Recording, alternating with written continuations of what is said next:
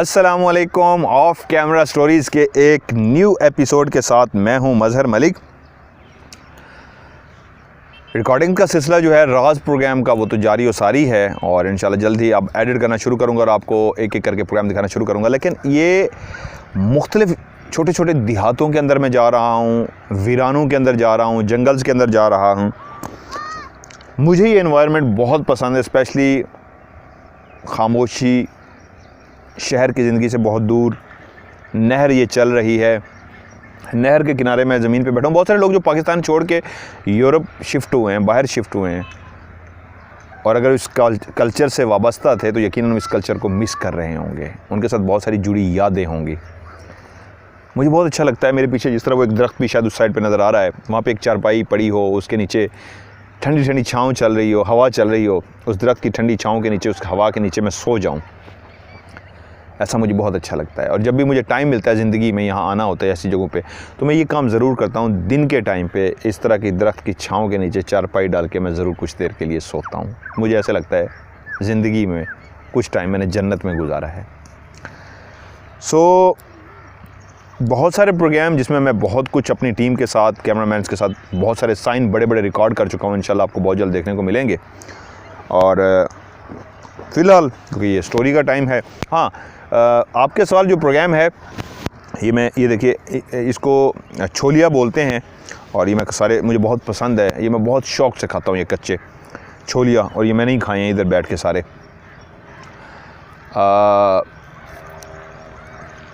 ये तरसते हैं इस तरह की चीज़। मैं जब अमेरिका में था, अमेरिका में भी मैं छोलिया ढूंढ रहा था खाने के लिए, और मैंने ढूंढ भी लिया था मैक्सिकन एक मार्केट से। बहुत सारे साइन हमने रिकॉर्ड कर लिए, इंशाल्लाह मैं आपको एडिट करके दिखाऊंगा भी सही। तो अभी आपके सवाल जो आज चलना था, क्योंकि मैं मसरूफियत है मेरी बहुत ज़्यादा, यहाँ पे रिकॉर्डिंग का सिस्टम है, रात सारी हम लोग आउटडोर होते हैं, 4 बजे 5 बजे फ्री होते हैं रिकॉर्डिंग से। तो वो प्रोग्राम जो आपके सवाल, जिसमें आप सवाल भेजते हैं और मैं बैठ के पढ़ाई करता हूँ, पढ़ाई करके आपका चेक करता हूँ और आपको बताता हूँ, वो मैं अभी नहीं कर पा रहा। उसकी रीज़न ये है, यहाँ पे रिकॉर्डिंग का सिलसिला है और रात जाग के गुजारता हूँ, रिकॉर्डिंग कर रहा होता हूँ, उसके लिए अलग से बैठना पड़ता है, वो मैं नहीं कर पा रहा। इंशाल्लाह अगले हफ्ते कोशिश करूँगा आपके लिए रिकॉर्ड करूँ। आज की स्टोरी, नाम बिल्कुल रियल हैं, उन्होंने कहा तब्दील नहीं करने, और जगह भी बिल्कुल रियल बतानी है, सब कुछ रियल बताना है। उनकी ज़िंदगी के साथ बीता हुआ वाक़या जो आज आपको मैं सुनाने जा रहा हूँ। नाम है इनका मुजाहिद हुसैन, जिन्होंने कहानी भेजी और जिनके साथ वाक़या पेश आया था। मुल्तान के साथ उनका कहना यह है, तकरीबन मुल्तान से मगरब वाली साइड पे एक गांव है छोटा सा, हेड मोहम्मद वाला। उससे भी आगे, काफ़ी आगे उनका घर है, जहाँ की ये स्टोरी है जो मैं सुनाने जा रहा हूँ। बेसिकली जिस जगह पे ये बता रहे हैं हेड मोहम्मद वाला से भी आगे काफ़ी, वहाँ पे थल शुरू हो जाता है, रेगिस्तान, जिसको चोलिस्तान बोलते हैं। रेत ही रेत होती है। वहाँ की ज़िंदगी, खूबसूरत ज़िंदगी मैं अपनी आंखों से देख के आया हूँ। वहाँ पे ज़्यादातर लोग, वहाँ के रहने वाले, भेड़ बकरियाँ पालते हैं और उन्हीं को बेच के और उनके दूध को पी के बेच के गुजारा करते हैं। मुजाहिद हुसैन और उसका भाई मोहम्मद बिलाल, ये दोनों, इनके पास तकरीबन कोई 40 बकरियां थीं। रोज़ ही अपनी बकरियां लेके रवाना हो जाते, सारा दिन बकरियों के साथ रहते और जब शाम होती वापस अपने घर को लौट आते।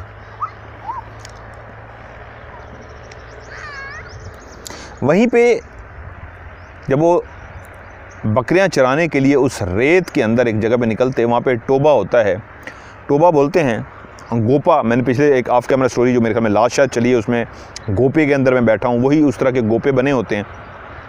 और टोबा बोलते हैं एक ऐसी जगह जहाँ पे बारिश होती है तो ढलवान सी होती है, नीचे की तरफ पानी आता है, तो नीचे एक गड्ढा सा बना के खोद दिया जाता है, वहाँ पे पानी जमा हो जाता है। वहीं पे इंसान भी पानी पीता है और बकरियाँ भी पानी पीती हैं। वक्त ने तरक्की की है, अगर आप पाइपलाइन बिछा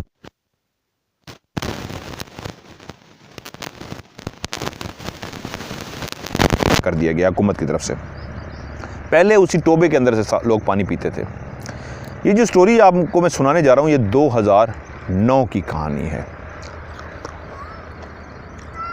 मुजाहिद हुसैन और उनके भाई मोहम्मद बिलाल का ताल्लुक एक गरीब फैमिली से था।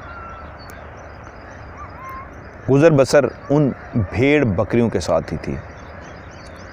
दोनों भाई भेड़ बकरियां निकालते और बकरियां लेके चले जाते, सारा दिन वहाँ पे बकरियों के साथ, और शाम को घर। वहीं पे चाचा खादिम हुसैन का एक घर भी था, बहुत बड़ा सा घर, कच्ची दीवारें, और उनकी अपनी भी बकरियां थी जो साइड पे बंधी होती थी। एक जगह उनकी बनाई हुई, बंदी से मुराद कच्चा सा एक जगह बना दी जाती है, वहाँ पे एक छोटा सा गेट लगा दिया जाता है, उनको बकरियों को अंदर दाखिल करके एक बाहर गेट बंद कर दिया जाता है। अक्सर ऐसा होता कि जब ये लेट हो जाते तो चाचा खादिम हुसैन और उनका बेटा यासीन, इनके साथ बहुत अच्छी इनकी दुआ सलाम थी, बहुत आना जाना था। तो अगर ये शाम को लेट हो जाते तो अपनी बकरियां भी चाचा खादिम हुसैन के घर लेके जाते और वहीं पे ही बंद कर देते, और अगले दिन उसी तरीके बकरियां चरा के बकरियां अपने घर लेके आते। कहते हमारी ज़िंदगी इसी तरह गुजरती थी, कोई टेंशन नहीं थी, कोई मसला नहीं होता था। हम सारा दिन बकरियां चराते, गीत गाते, मोबाइल वगैरह हमारे पास नहीं थे, बकरियों के साथ हमारा वक्त गुजरता था। एक दिन ऐसा हुआ, कहते हैं कि हम बकरियां लेके दोनों भाई वहीं पे जा रहे थे, रेत ही रेत थी। उस दिन कुछ अजीब सी खामोशी सी थी। हम बकरियां चराते चराते काफ़ी आगे निकल गए। जब वहाँ पे गए तो बकरियां एक जगह पे रुक सी गई। हम उनको डंडे, दोनों के भाइयों ने डंडे हाथ में पकड़े हुए थे, उन डंडों से उन्होंने बकरियों को पीछे से आगे के धकेला, जिस तरह एक आवाज़ें मुंह से निकालते हैं, ये गांव का स्टाइल होता है, और डंडा मार के ये करते हैं और बकरियां आगे की तरफ जाती हैं। तो वो कहते हैं हम बकरियों को इस तरह डंडे से कर रहे हैं कि बकरियां आगे जाएं। बकरियां हैं कि आगे जाने का नाम ही नहीं ले रही। हम दोनों परेशान हो गए, क्या हो गया है। काफ़ी ज़ोर लगाया, और ज़ोर लगाने के बावजूद भी जब बकरियां आगे की तरफ नहीं गई तो मेरे भाई ने कहा रुको मैं एक मिनट देखता हूँ क्या है आगे, क्या वजह है।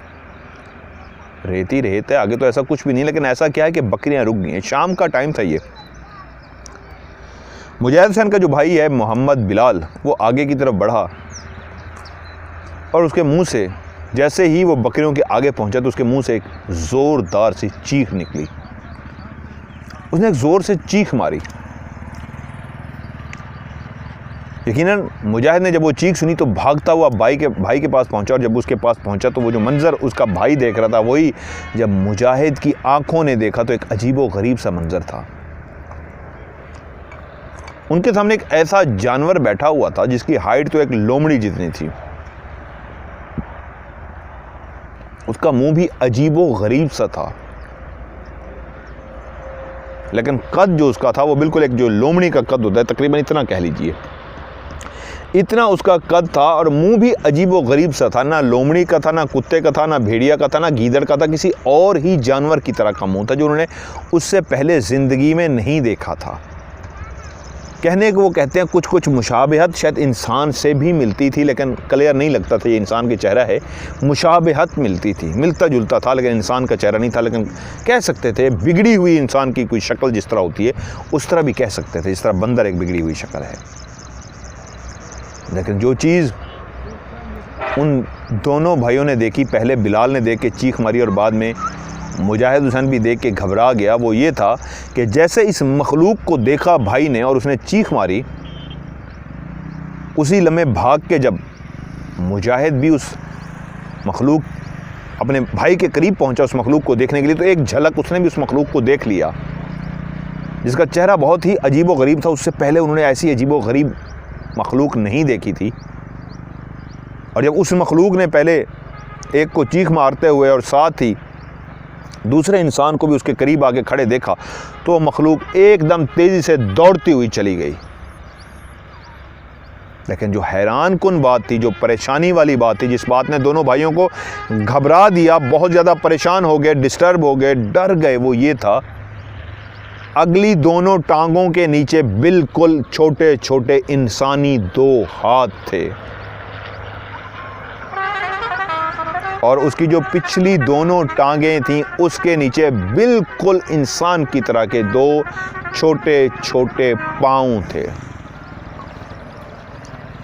वो यकीनन उस मखलूक को कोई जानवर समझ सकते थे कि एक ऐसा जानवर जिसको हमने ज़िंदगी में पहले नहीं देखा, उसकी बिगड़ी हुई शक्ल है, हाइट बिल्कुल जानवर की तरह है, लेकिन ये जो चीज़ उनकी थी कि हाथ, जो दोनों अगली टांगें थीं उसके आगे बाकायदा ऐसे 5 उंगलियों वाले हाथ थे जैसे इंसान के होते हैं, और पीछे वाली जो दोनों उसकी टांगें थी उसके नीचे बिल्कुल उसी तरह पाँव थे जैसे इंसान के पाँव होते हैं। वो दोनों ना सिर्फ डर गए बल्कि अलर्ट हो गए, ये कोई जानवर नहीं है, ये एक ऐसी मखलूक है जो हाथ और पाँव भी रखती है। और जब वो दौड़ती हुई दूर चली गई तो उन्होंने उनको करीब जाके उन निशान को देखा जो आगे हाथ थे और पीछे बिल्कुल इंसान का पाँव बना हुआ था। वो दोनों बहुत ज़्यादा डर गए, एक दूसरे को हौसला दिया। मुजाहिद बड़ा था, छोटे भाई को उसने कवर किया और कहा डरने की बात नहीं है, ऐसा होता रहता है। खुद से भी अंदर से डर गया था, लेकिन दोनों ने अपनी बकरियों को वापस वहाँ से लिया और घर की राह ली। कुछ अर्सा बिल्कुल खैरियत से गुजर गया, कुछ भी नहीं हुआ। वो डरते रहे उस मखलूक को देखने के लिए कि कहीं वापस तो नहीं आ गई, हमारी बकरियां उठा के तो नहीं ले गई। उस दिन उन्होंने अपनी बकरियों की गिनती भी की, जो उनकी 40 बकरियां थी, कि कहीं वो मखलूक हमारी बकरियां तो नहीं उठा के ले गई, लेकिन उनकी बकरियां पूरी थीं। वो मखलूक डर ज़रूर गई थी बकरियां, लेकिन वो मखलूक बकरी लेके नहीं जा सकी थी। वो कहते हैं, दोनों भाई कहते हैं, हम काफ़ी अरसा उस साइड पे गए ही नहीं जहाँ पे वो हमने मखलूक देखी थी। हम दूसरी तरफ बकरियों को लेके जाते और बकरियां चरा कर वापस आ जाते। कुछ अर्सा खामोशी से गुजरा, सुकून से गुजर गया, खौफ भी कम हो गया। वो मखलूक दोबारा भी नज़र नहीं आई और हमारे दिल से भी निकल गया कि उस साइड पे नहीं जाना, क्योंकि उस साइड पे नज़र आई थी, अब नहीं नज़र आएगी। ऐसे ही हुआ, दोबारा वो मखलूक नज़र नहीं आई। मुजाहिद हुसैन और उसका भाई मोहम्मद बिलाल दोबारा से अपनी बकरियां लेके घर से निकले। निकलते हुए भी बकरियां गिन लेते थे और वापसी पे जाते हुए भी अपनी बकरियां गिन लेते थे। आज भी बकरियां पूरी थी, 40 थीं। अपनी बकरियों को लेके वो रवाना हो गए। सारा दिन वो अपनी बकरियों को चराते रहे।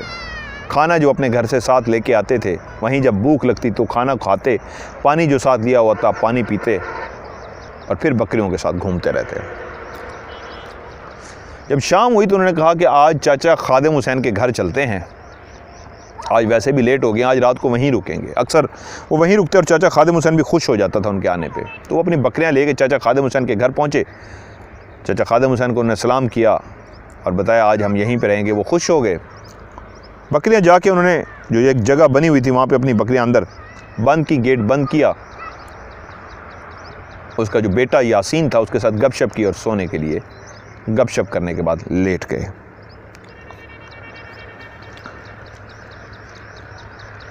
गाँव के जो लोग होते हैं, स्पेशली जो इस तरह की बकरियां चराते हैं, ये लोग अमूमन जल्दी सोने के आदी होते हैं। इनको रात को जल्दी नींद आ जाती है, ये लेट नाइट नहीं जागते। मैक्सिमम 7, साढ़े 7 नहीं तो 8 बजे तक ये सो जाते हैं। वो कहते हैं हम भी सो गए। रात का कौन सा पहर था कि जब छोटे भाई बिलाल की आंख खुली तो उसने मुजाहिद को जगाया। मुजाहिद ने भी आंखें खोली और भाई की तरफ देखा, क्या हुआ है? तो उसने कहा आवाज़ सुनो। वो जो आवाज़ सुनी गई तो वो कुत्ते भौंकने की आवाज़ थी। कुत्ते अमूमन भौंकते ही रहते हैं, लेकिन जब कुत्ते किसी चीज़ को देख लें, चाहे वो चोर हो, कोई जानवर हो, तो एक मखसूस अंदाज में भौंकते हैं। घर के मकीन अलर्ट हो जाते हैं कि आज कुछ गड़बड़ है, क्योंकि कुत्तों का इस तरह का भौंकने का मतलब होता है किसी एक चीज़ को उन्होंने देख लिया है, जो या तो कोई इंसान है या फिर कोई जानवर। जिन घरों में भेड़ बकरियां होती हैं वो लोग कुत्तों पे बहुत इन्हिसार करते हैं, क्योंकि कुत्ते रात सारी रखवाली करते हैं, इंसान सोते हैं और दिन को कुत्ते सोते हैं। वैसे तो कुत्ते भौंकते ही रहते हैं, लेकिन अगर मुसलसल भौंकना शुरू कर दें और मुसलसल भौंकते जाएं एक तरफ देख के, तो घर के लोग ना सिर्फ जाग जाते हैं बल्कि अलर्ट हो जाते हैं। दोनों भाई ना सिर्फ उठ के बैठे, फौरी तौर पे अपने अपनी चारपाई से कहते हैं हम दोनों उठ गए, तो देखा उसी वक्त उनका बेटा चाचा खादिम हुसैन का यासीन भी उनके पास आ गया कि यार आओ देखते हैं क्या हुआ। यासीन वो कहते हैं बहुत ही बहादुर लड़का था, वो डरता नहीं था। चाचा खादिम हुसैन भी उठ चुके थे, सारा घर जाग गया था, क्योंकि कुत्ते बहुत ज़्यादा, दोनों कुत्ते भौंकी जा रहे थे। और इस तरह भौंकने का मतलब ये था या तो कोई इंतहाई खौफनाक जानवर उनके पास आ चुका है या किसी इंसान को उन्होंने देख लिया है। कुत्तों के अंदर अल्लाह ताला ने एक हिस्स रखी होती है कि रात के पहर अगर कोई जानने वाला नहीं है, कोई गैर है, तो वो बहुत ज़्यादा भौंकते हैं उसको देख के, चाहे वो इंसान ही क्यों ना हो। अपना कोई हो तो वो खामोश हो जाते हैं, लेकिन या कोई जानवर हो, सांप हो, बिच्छू हो, भेड़िया हो, बहुत सारे इस तरह के जानवर जो होते हैं उनको देख के वो भौंकना शुरू हो जाते हैं। और अभी भी वो जिस तरह मुसलसल भौंक रहे थे, एक तरफ देख के भौंक रहे थे, इससे लगता यही था कोई खौफनाक चीज़ ही है जो आज घर में दाखिल होने की कोशिश किया या दाखिल हो गई है। वो कहते हैं आगे आगे यासीन चाचा खादिम हुसैन का बेटा था और पीछे हम दोनों भाई जा रहे थे। टार्च उसने हाथ में पकड़ी हुई थी और टार्च मारते मारते उस तरफ हम लोग जा रहे थे जहाँ पे कुत्ते देख के भौंक रहे थे। कहते हैं जब हम करीब पहुँचे तो देखा घर के अंदर मौजूद जो एक दरख्त था, कुत्ते उस दरख्त के इर्द गिर्द घूम रहे थे और मुसलसल उस दरख्त को देख के भौंक रहे थे। अब कहते हैं हमें इतना तो अंदाज़ा हो गया कि जो चीज़ भी है इस दरख्त पे चढ़ी हुई है, जिसको उन्होंने चढ़ते हुए देख लिया है, और वो इंसान है या जानवर है इस दरख्त पे। रात का एक पहर, खामोशी ही खामोशी, इर्द गिर्द कोई भी घर नहीं, रेत ही रेत, और रेत के अंदर बना हुआ एक कच्चा घर जिसके 2-3 कमरे, बहुत बड़ी एक कच्ची सी दीवार, कहीं कहीं पे दीवार नहीं तो सिर्फ लकड़ियां रखी हुई थी। उसी के बीच में एक बड़े से घर के अंदर बकरियों के लिए जगह बनाई हुई थी जहाँ पे कच्ची दीवारें थी, अंदर बकरियाँ खड़ी होती थीं सर्दियों में कमरों में, और बाहर ओपन एयर में गर्मियों में। वहीं पे एक दरवाज़ा लगा दिया जाता था। अब रात की उस खामोशी में दूर दूर तक उन कुत्तों की वो खौफनाक सी भौंकने की आवाज़, जो बहुत ही ज़्यादा गुस्से में थी, दूर दूर तक जा रही थी। घर के लोग भी परेशान थे, क्या हुआ है, कुत्तों ने क्या देख लिया है। जब भी कोई इस तरह का सीन होता था, जिस दिन कुत्ते इस तरह भौंकते थे, पूरे घर के लोग खौफजदा हो जाते थे, या अल्लाह खैर कौन आ गया, इंसान या कोई जानवर। और आज जो भी था उस दरख्त पे चढ़ के बैठा हुआ था। वो जो दिलेर सा लड़का था यासीन, टॉर्च लिए हुए आहिस्ता आहिस्ता चलता हुआ दरख्त के करीब चला गया। वाकई दोनों मुजाहिद और बिलाल पीछे रुक गए। अब दरख्त से फासला बिलाल का और मुजाहिद का तकरीबन कोई 12-15 कदम के फासले पे थे, और यासीन चलता हुआ बिल्कुल दरख्त के करीब गया। घूम के उसने पूरे दरख्त के ऊपर टॉर्च मारी, रोशनी में देखा। जब उसको कुछ नज़र नहीं आया तो उसने उस दरख्त को पकड़ के ज़ोर से हिलाना शुरू कर दिया। उसने जैसे ही दरख्त को हिलाया तो दरख्त पे बैठी हुई चीज़ ने ज़ोर से छलांग मारी,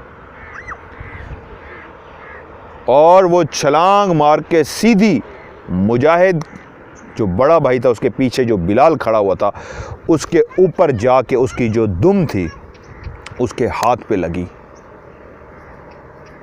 इतनी ऊंचाई से वो जो भी बला थी उसने छलांग मारी कि वो पीछे खड़े हुए बिलाल पे गिरी, और उसके हाथ पे उसकी दुम बहुत ज़ोर से लगी। और हाथ पे लगने के बाद जैसे ही वो ज़मीन पे गिरी तो वो कुत्ते जो पहले ही अलर्ट खड़े हुए थे, उन कुत्तों ने उस मखलूक को दबोच लिया। अब घर के अंदर कुत्तों के भौंकने के साथ साथ एक और चीखो पुकार की आवाज़ थी, जैसे इंसान धाड़ता है, रोता है, चीखता है, ऐसी ही अजीबो गरीब सी आवाज़ें आ रही थीं। और वो उस मखलूक की थी जिसको कुत्तों ने पकड़ लिया था। अब एक चीख का और भी चीखने का जो इजाफा हुआ था, वो बिलाल का वो हाथ था जो काफ़ी ज़ख्मी हो गया था, उसके अंदर से खून निकल रहा था और वो दर्द से कराह रहा था। उसकी दुम नहीं थी, शायद ब्लेड था, जैसे उसके हाथ को उसने काट के रख दिया।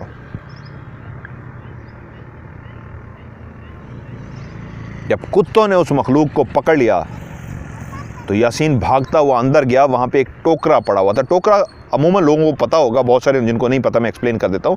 टोकरा वो होता है जिसके नीचे मुर्गियों को बंद किया जाता है। लकड़ी का गोल सा बना होता है, काफ़ी बड़ा होता है। उसको उठा के मुर्गियाँ उसके नीचे डाल दी जाती हैं। वो जल्दी से अंदर से टोकरा उठा के ले आया,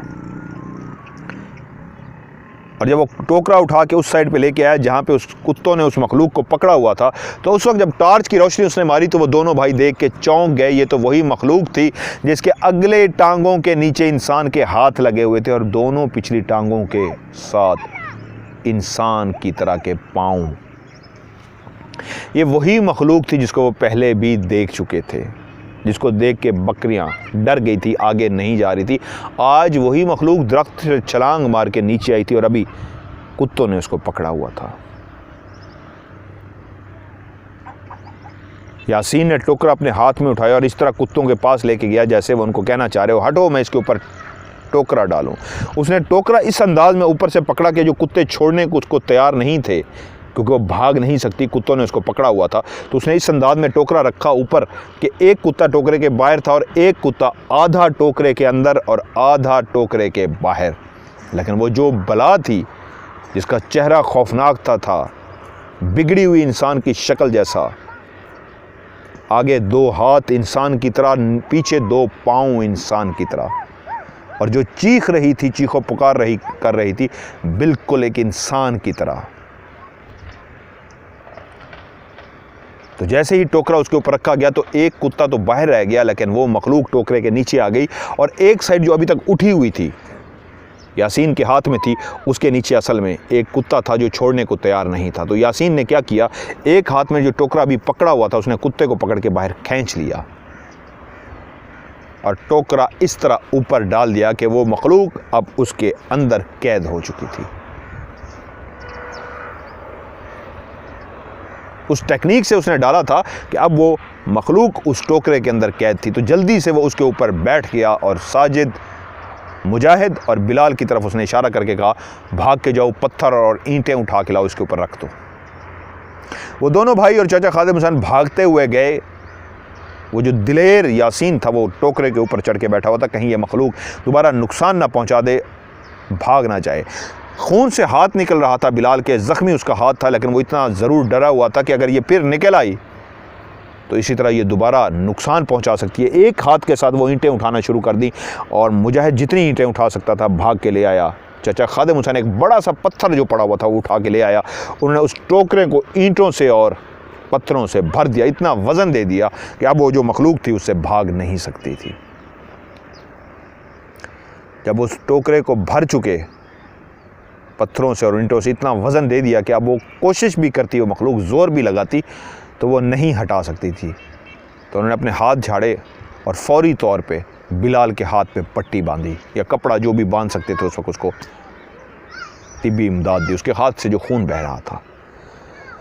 सारे घर वाले डरे हुए थे सिवाय यासीन के, क्योंकि यासीन बहुत बहादुर भी था। लेकिन एक बात वो मुसलसल कही जा रहा था, ये कोई इंसान नहीं है, जानवर भी नहीं है, ये एक ऐसी मखलूक है जो इससे पहले ज़िंदगी में मैंने भी नहीं देखी, जिसके हाथ इंसानों की तरह और टांगे इंसानों की तरह हैं, चेहरा इंसान से मिलता जुलता है, लेकिन धड़ पूरा एक कीदड़ की तरह, एक कुत्ते की तरह, एक भेड़िए की तरह है, एक लोमड़ी की तरह है। फैसला ये हुआ कि किसी की सारी चारपाई डाल के मैं सो जाता हूँ। यासीन ने कहा, तुम लोग अपने अपने बिस्तरों में सो जाओ, सुबह उठ को उसको देखते हैं इसका क्या करना है। ऐसा ही हुआ। वो जो बिलाल जिसका हाथ ज़ख्मी था वो अपने भाई के साथ गया और अपने बिस्तर पे लेट गया। उसको नींद नहीं आ रही थी, वो डरा हुआ था। मुजाहिद भी उसके साथ अपने बिस्तर पे लेट गया। चाचा खादिम हुसैन, बाकी लोग भी सोने के लिए लेट गए। यासीन काफ़ी देर जागता रहा, उस टोकरे को बैठ के देखता रहा और आखिर कब उसकी आंख लगी उसको भी पता ना लगा, यहाँ तक कि बिलाल और मुजाहिद भी सो गए। जब सुबह हुई, सबसे पहले यासीन जो साथ चारपाई डाल के लेटा था उसकी आंख खुली तो उसने देखा, पहली निगाह में ही टोकरे की तरफ उसने देखा तो उसी तरह उसके ऊपर वज़न रखा हुआ था, पत्थर रखे हुए थे, ईंटें रखी हुई थी। एक चीज़ की उसको तसल्ली होगी, जो भी मखलूक थी वो भागी नहीं थी, अभी भी उस टोकरे के अंदर कैद थी, क्योंकि वो इतना वज़न के उसके ऊपर रख दिया गया था। उस पत्थरों और ईंटों की वजह से उसको हिला नहीं सकी थी। शायद ज़ोर लगाती रही होगी, लेकिन इतने वेट की वजह से वो हिला नहीं सकी थी, अब भी उसके अंदर कैद थी। मुजाहिद हुसैन और मोहम्मद बिलाल भी जाग गए, चाचा खादिम हुसैन और बाकी घर के लोग भी जाग गए। फैसला हुआ कि बाकी भी जो इर्द गिर्द के लोग हैं उनको बुला के लाते हैं, ताकि अब सारे जब जमा हो जाएंगे तो उसके बाद इसको देखते हैं क्या है और इसका क्या करना है। और ऐसा ही हुआ। इर्द गिर्द के जितने भी उनके जानने वाले थे दूर दूर, उन सबको वो बुला के लाए और उनको रात वाला वाक़या सुनाया। सारे जमा हो गए, डंडे सारे अपने हाथों में उठा के लाए कि ऐसा ना हो वो दोबारा हमला कर दे, क्योंकि बिलाल का वो हाथ ज़ख्मी कर चुकी थी। और जब सारे जमा हो गए उसके बाद फ़ैसला हुआ कि टोकरे के ऊपर से आहिस्ता आहिस्ता ईंटें और पत्थर को हटाया जाए और उस मखलूक को इस तरीके बाहर निकाला जाए कि उसको रस्सा बांध के पहले बांधा जाए और कुत्तों को भी अलर्ट रखा जाए कि अगर हमसे वो भागने की कोशिश करे तो कुत्ते उसको दबोच लें। सियाना एक बंदा वहाँ पे खड़ा था, उसने कहा टोकरे को इस अंदाज में हटाओ कि एक हिस्सा टोकरे का ऊपर करो और ताकि कुत्ते उसको दबोच लें। जब कुत्ते उसको पकड़ लेंगे तो फिर हमारे लिए बेहतर होगा कि हम तरीके से उसको रस्सा उसके गले में और उसकी टांगों में डालेंगे और उसके बाद उसको कैद करेंगे, उसको बांध लेंगे। ऐसा ही हुआ, सारे अपने अपने हाथों में डंडे लेके अलर्ट वहाँ पे खड़े हो गए और कुत्ते दोनों जो अभी खामोश खड़े हुए थे उनको करीब लाया गया इस अंदाज में कि टोकरा उठाएं और कुत्ते उसको दबोचें। टोकरे को उठाया गया और जैसे ही दोनों कुत्ते टोकरे के अंदर गए, ना ही वो भौंके और ना ही किसी चीज़ को उन्होंने दबोचा। वो सारे इंतज़ार में थे कि कुत्ते ऐसा क्यों नहीं कर रहे, उसको दबोच क्यों नहीं रहे। तो डरते डरते आखिरकार उन्होंने टोकरे को आहिस्ता से उठा के नीचे देखा तो कुत्ता एक वापस बाहर निकल आया और दूसरा भी बाहर निकल आया, क्योंकि अंदर कुछ भी नहीं था। उन्हें पूरा टोकरा वहाँ से हटा दिया। जब नीचे देखा तो ना ही ज़मीन खुदी हुई थी, ना ही कोई गड्ढा था और ना ही टोकरा अपनी जगह से हिला था, ना ही उस मखलूक ने इतना वेट होने की वजह से उसको अपनी जगह से हिला सकी थी। अब कुछ मंजर था तो ये था, वो मखलूक उसके अंदर से गायब हो चुकी थी। एक बात तो सबको यकीन था कि जितना ईंटें और पत्थर पड़े हुए थे वो तो सब ने आते ही देख के कह दिया था, नहीं ये मखलूक इसको हटा नहीं सकती, ये इतना वज़न है, वो जितना भी ज़ोर लगाती इसको नहीं हटा सकती थी। और अगर हटाती भी सही तो टोकरा यकीनन सी बात है एक साइड को इस तरह हटता तो ईंटें और पत्थर गिर जाते, लेकिन वो सारी अपनी जगह पे मौजूद थे, ईंटें भी और पत्थर भी। और दूसरा रास्ता था उस मखलूक का भागने का कि ज़मीन को खोदती और उसके नीचे से चली जाती, तो वो जो मिट्टी का फ़र्श था बिल्कुल वैसे का वैसा था, कोई खराश तक भी नीचे नहीं थी कि उसको किसी ने खोदा हो। ऐसा भी हो सकता था कि खोद के दोबारा फिल कर दिया जाता उस जगह को, उस तरह वो भर देती, लेकिन वहाँ पे एक खराश का निशान भी नहीं था कि इस फर्श को किसी ने खोदा हो। वो वैसे का वैसे था, लेकिन वो मखलूक उसके अंदर से गायब हो चुकी थी। अब सब परेशान ये थे एक दूसरे की तरफ देख के कि आप लोगों को याद है आपने उसको नीचे कैद किया था। तो चाचा खादिम हुसैन, उसका बेटा और दोनों मोहम्मद बिलाल और मुजाहिद हुसैन बजीद थे कि हमारी आंखों के सामने टार्च की रोशनी में हमने खुद उसको नीचे कैद किया था। इसकी ख़ास निशानी भी यही है कि टोकरा जब उसके ऊपर इस तरह रख रहा था यासीन, तो एक कुत्ता बाहर था और एक आधा अंदर था, उसने उसको पकड़ा हुआ था। ये भी हमारी आंखों ने देखा और इर्द गिर्द हम खड़े हुए थे। वो भागती भी सही तो हमें नज़र आती, वो भागी नहीं है। और जब यासीन ने कहा कि जब मैंने कुत्ते को पकड़ के पीछे से खींचा था तो उस वक्त भी उसके मुंह में उसका जिस्म का कोई हिस्सा था, मैंने उसके मुंह पे इस तरह एक दो थप्पड़ मारे थे कि वो छोड़ दे। अगर वो नीचे ना होती तो कुत्ते ने किसको नीचे से पकड़ा हुआ था? कुछ तो था जिसको कुत्ते ने नीचे से दबोचा हुआ था। और जब मैंने खींच के कुत्ते को बाहर निकाला था, जो आधा अंदर था और आधा बाहर, तो उस वक्त भी कुत्ते के मुंह में कुछ था। मेरे इस तरह थप्पड़ मारने पे और उसको इशारे करने पे छोड़ दो छोड़ दो छोड़ दो करने पे उसने उसको छोड़ा था और मैंने टोकरा बंद कर दिया था। उस वक्त भी वो नीचे थी। अब सब एक दूसरे की तरफ देख रहे थे, अगर ये सच है वो नीचे थी तो अब कहाँ गई? वो जो भी थी वो जा चुकी थी, वो गायब हो चुकी थी।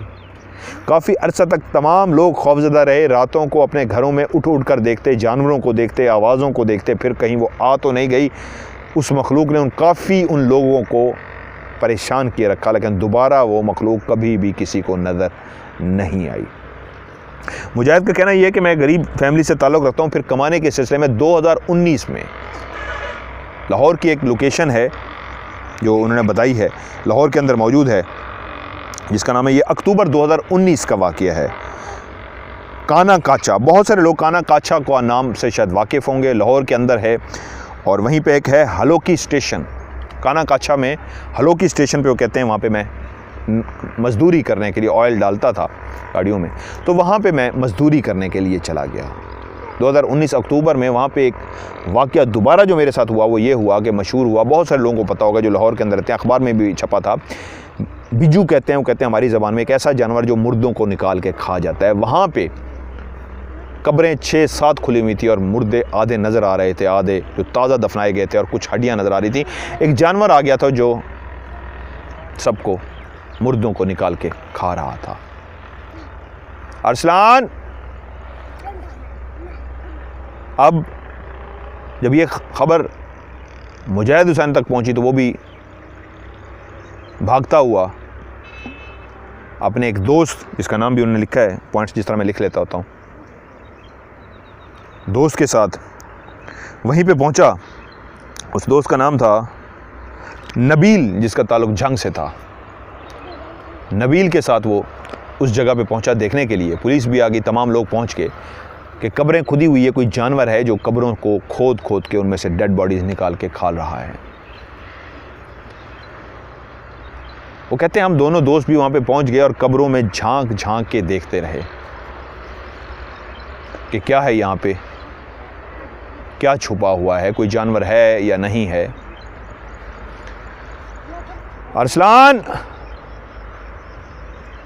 वो कहते हैं हम कब्रों को इस तरह देखते फिर रहे थे कि एक जगह पे हम दोनों ने, मैंने भी पहले, मुजाहिद कहता है मैंने देखा और उसके बाद मैंने नबील को कहा कि वो देखो रेड आंखें, तुम्हें बड़ी बड़ी सी आंखें थी कब्र के अंदर, रेड आंखें थी, बस ख़त्म होने वाला है, रेड आंखें थी जो कब्र के नीचे से चमकती हुई नज़र आ रही थी। कहता है मैंने आगे बढ़ के देखा, वो चमकती हुई रेड सी आंखें मुझे नज़र आई। तो फिर मैंने इशारा किया नबील को, जो जंग का मेरा दोस्त था, कि तुम्हें नज़र आ रही है। तो उसने भी क्लियर देखा, वहाँ पे 2 आंखें हैं जो चमक रही थी। हमने चीख मारी और बाकी लोग भी हमारी तरफ मुतवज्जो हो गए कि वो जो भी बिज्जू है या जो भी जानवर है जो मुर्दों को निकाल के खा रहा है वहाँ पे अब मौजूद था। कब्र ऊपर से तो बंद थी, जो एक सुराख नीचे बने हुए थे जहाँ से वो घुस के अंदर जाता था, उस सुराख से घुस के जाके वो अंदर बैठा हुआ था। उसकी आंखें रेड रेड सी चमक रही थी। किसी बिल्ली, कुत्ते या किसी इस तरह जानवर की आंखें नहीं थी, वो बहुत छोटी होती, वो काफ़ी बड़ी आंखें थी जो कब्र के अंदर से चमक रही थी। चीख मारने पे बाकी लोग भी भाग के आए और उन्हें इशारा किया, वो देखें आंखें चमक रही है, जो भी जानवर है उस जगह के अंदर है, कब्र के अंदर। तो बाकी लोगों ने भी उस कब्र को देखा और उन लाल आंखों को भी देखा जो कब्र के अंदर थी। फौरी तौर पे एक जो जाली लाई गई थी पकड़ने के लिए, क्योंकि मशहूर हो चुका था ये वाक़या और लोग तो सुबह से सर्च कर रहे थे। सुबह जब उनको पता लगा था तो उस वक्त वो सर्च कर रहे थे उस जानवर को। ये लोग तो शाम को पहुँचे थे, शायद वो छुपा हुआ था, उस वक्त उनको नज़र आ गया था।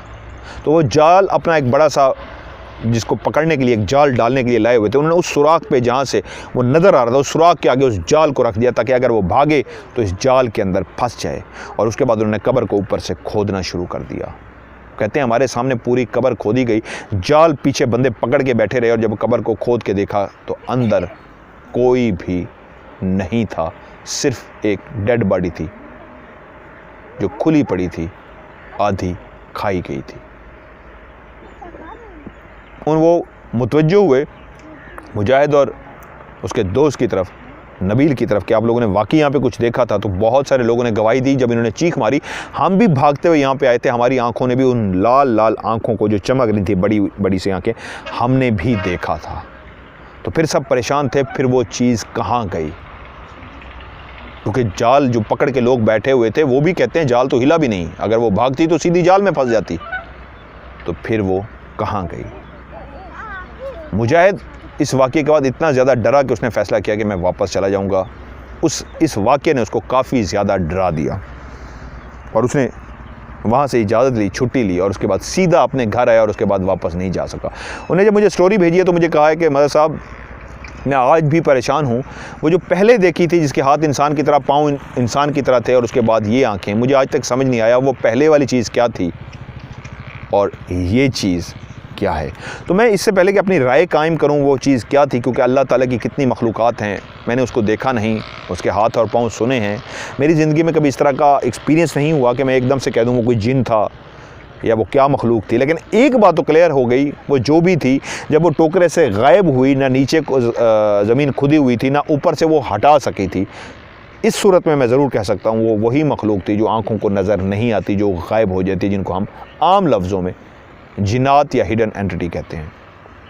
उसका रोना, इंसानों की तरह चीखना और स्पेशली पाँव का, दोनों टांगों में एक जगह पे हाथ और एक जगह पे पाँव का होना, ये अलामत बताती है कि वो रूप धारे हुए कोई जिन था, मेल या फीमेल, जो इस तरह नज़र आया और उसके बाद गायब हो गया। कब्र के अंदर उन्होंने जो कुछ देखा उसके बारे में मैं एक राय तो कायम कर सकता हूँ, कुछ कह नहीं सकता क्लियर कि ये चीज़ थी जो उन्होंने देखी। इंसान देखता है तो उसके बाद कुछ फ़ैसला कर सकता है वो क्या था। खैर ये कहानी थी छोटी सी जो आज आपको मैंने सुनाई, नबील ने मुझे भेजी थी और इंशाल्लाह नहीं नबील कह गया, सॉरी, मुजाहिद हुसैन ने मुझे हेड मोहम्मद वाला से भेजी और सच्ची कहानी उन्होंने मुझे भेजी। तो आप अपनी स्टोरीज भेजते रहिए मुझे इंशाल्लाह 1v1, जब जैसे ही आपका नंबर आएगा तो आपकी कहानी को मैं इंशाल्लाह प्रोग्राम में शामिल कर दूंगा। और मज़ीद अगर आप मुझे भेजना चाहते हैं अपनी स्टोरीज़, वॉइस मैसेज रिकॉर्ड करके भेजें या फिर आप लिख के भेजें। तो मेरा जो पाकिस्तान से बाहर लोग हैं, मेरा पाकिस्तान का पहले कोड मिलाएंगे +92 या 0092, आगे मेरा नंबर 313665550, रिपीट कर देता हूँ +92 313 66 55500। और जो पाकिस्तान में है वो डायरेक्ट मिलाएंगे 031366 55500। इस पे आप वॉइस मैसेज की सूरत में भी आप मुझे कहानी भेज सकते हैं या फिर लिख के भी भेज सकते हैं। रोमन में लिखें, उर्दू में लिखें, इंग्लिश में लिखें, जैसे भी आप लोगों के लिए ईजी हो आप लिखें। ये आ रही हैं, बड़ी खूबसूरत सा मंजर है ये, आप थोड़ा सा घुमाएं, आप लिख के भेजें, उसको मैं इंशाल्लाह प्रोग्राम में शामिल करूँगा। और आपने अगर वॉइस मैसेज भेजना है मुझे रिकॉर्ड करके, एक ही फ़ाइल बनाइएगा, 10-10 फाइलें नहीं बनानी है, यानी उस बटन को दबा के बैठे रहें। जितनी भी कहानी रिकॉर्ड करनी है मैक्सिमम 1 या 2 फाइलों में पूरी कहानी को रिकॉर्ड करें और मुझे सेंड करें। जब तक आपका वो वॉइस मैसेज मैं सुन ना लूँ और या उसको प्रोग्राम में शामिल ना कर लूँ, सुनना गलत कह गया, जब आपकी कहानी प्रोग्राम में शामिल हो जाए तो उसके बाद आप बेशक उसको डिलीट कर सकते हैं। जब तक शामिल ना हो उसको डिलीट ना करें। यह है गाँव की खूबसूरत ज़िंदगी, यह है गाँव का कल्चर। यकीन मानिए आई एम वेरी लकी कि मैं इस जगह पर बैठा हूँ, छोलिया खा रहा हूँ और मेरे पीछे जी अस्सलाम वालेकुम अद्दा, क्या हाल है? ठीक हो, खैरियत है, खुश है, तकड़े हो? ये एक सराइकी कल्चर है हमारा। उन्होंने, मैंने कहा क्या हाल है, तो उन्होंने कहा अद्दा ताबेदार। ताबेदार कितना खूबसूरत वर्ड है और ये सिर्फ एक मीठी ज़बान में इस तरह कहा जाता है कि मैं आपका खादिम, मैं आपका नौकर, मैं आपका ताबेदार, आपका मातहत को कहते हैं। ये मोहब्बतें हैं सराइकी ज़बान की। सो इस माहौल को मैं एंजॉय कर रहा हूँ। आपको स्टोरी भी अच्छी लगी होगी, स्टोरी के साथ साथ आपको ये माहौल भी, इन्वायरमेंट भी बहुत अच्छा लगा होगा। मुझे बहुत अच्छा लग रहा है इस तरह ज़मीन पे बैठ के। अभी मैं यहाँ पे लेट जाऊँगा, मैं, अरसलान, अनस और कवि बाबा। कवि बाबा किधर है? कवि बाबा ये आ रहे हैं। हम चारों निकल आते हैं अक्सर जब टाइम मिलता है थोड़ा सा, हम चारों को, अनस को, अरसलान को, कवि बाबा को, इधर आ जाओ। बैल नहीं, आपने तो रोकना है या। तो हम लोग यहाँ पर बैठते हैं। उससे पहले हमने यहाँ पर बैठ के गंडेरियाँ खाई थी, तो मैं यहाँ पे लेट गया था। तो आज भी मैं आया इसीलिए हूँ कि यहाँ पे कुछ देर मैं लेटूँगा। और यकीन मानिए मेरी ज़िंदगी की ख्वाहिशें थी जो मैं अपनी पूरी कर रहा हूँ, ये बहुत बड़ी मेरी ख्वाहिशें थी। सो आज की आपका मेरा स्टोरी से मज़हर मलिक आपसे इजाज़त लेता है। अपना ढेर सारा ख्याल रखिएगा। अरसान आपको ये वाला इन्वायरमेंट दिखाएंगे, बहुत ही खूबसूरत है। सो मैं जो मकसद के लिए आया था स्टोरी सुनाने के बाद, लेटने के लिए, मैं लेटने लगा हूँ। अपना ढेर सारा ख्याल रखिएगा। अल्लाह हाफिज़। हाँ जी, अनस कितना है?